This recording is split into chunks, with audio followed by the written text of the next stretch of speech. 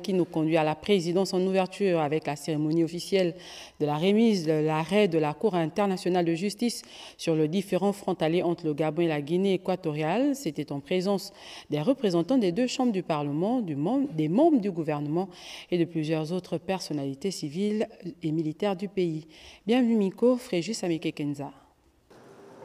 Salle d'apparat du deuxième étage, palais du bord de mer. Dans cette cérémonie empreinte de solennité et de responsabilité nationale, le président de la République reçoit officiellement l'arrêt de la Cour internationale de justice. J'ai donc l'honneur et le devoir de vous remettre, accompagné de co-agents qui étaient en même temps secrétaire permanent de la Commission nationale en charge du différend Gabon-Guinée équatoriale, de vous remettre officiellement cette décision rendue le 19 mai dernier par la Cour internationale de justice. La séquence officielle de ce jour pour les autorités gabonaises est donc l'expression de l'attachement au dialogue, au respect du droit international et à notre intégrité territoriale. Pour revenir sur l'arrêt, s'agissant de la frontière terrestre, la Cour a estimé que le seul titre faisant droit, c'est uniquement la Convention franco-espagnole de 1900. Et que donc, la seule frontière existant à partir de cet arrêt sur le plan terrestre, c'est la frontière décrite à l'article 4 de la Convention de Paris.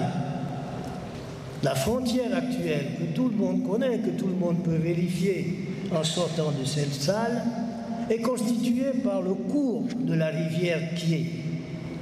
Et elle n'est rien d'autre que la frontière fixée dans la Convention de Bata de 1974.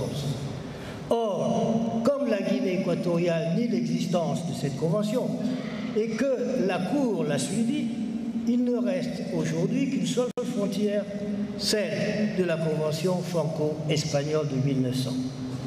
En appliquant la décision de la Cour, qui ne reconnaît que la Convention de 1900, la conséquence pratique est que la Guinée équatoriale devrait céder autour de 375 km² de territoire gabonais de la Convention de 1900. De même que le Gabon devrait céder une petite portion de terre au nord de Médouane. En choisissant de s'en remettre au mécanisme de règlement pacifique de ce différend, le Gabon envoie un signal fort à l'ensemble du continent, celui d'une Afrique unie, soucieuse de maintenir des relations diplomatiques et cordiales entre les États et de préserver la paix et la stabilité dans la région d'Afrique centrale.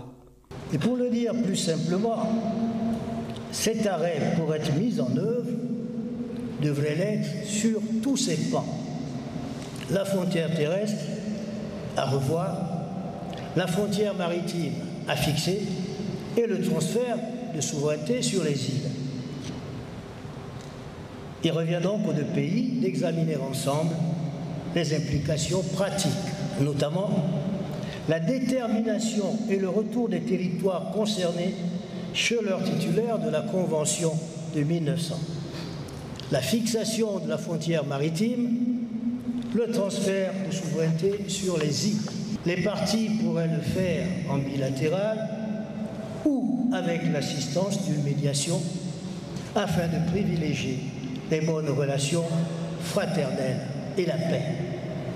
Membre de la communauté économique des États d'Afrique centrale, le Gabon et la Guinée équatoriale sont deux pays voisins, liés par le destin et par l'histoire, par des liens ethniques et humains indissociables, mais aussi par une volonté commune d'ancrer leur avenir dans la paix et la coopération.